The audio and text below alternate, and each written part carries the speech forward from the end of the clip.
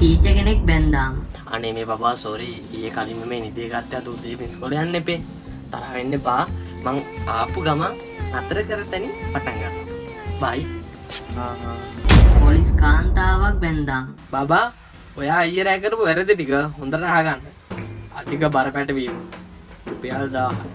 අනනතකාරීය ධාවනය රුපියල් 1000යි. අධික වේගයෙන් ක්‍රියා පැදවීම රුපියල් 1000යි.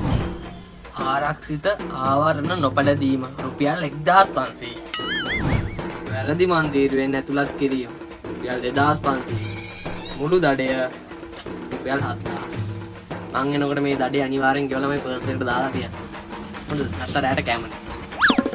යකෝ ට්‍රැෆික්වත් මෙච්චර දඩ ගහන්නේ නැහැ. නර්ස් කෙනෙක් බැන්දාම. මෝ ඊයන හොඳට නිින්ද ගියා. එයි දන්න හැබැයි ඇඟට පොඩ්ඩක් අමාරුවක් දැනෙනවා. ඔයාට නිින්ද ගියේ නැහැ. මං ඔයාගේ සිහිය නැති කරා.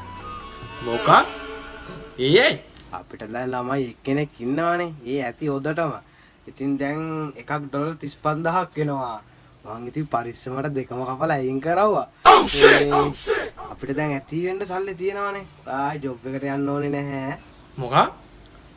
මනේ මට හිතයි කරන්න ආදරේ තනි කමේ පාළුවේ උන්නා ඇති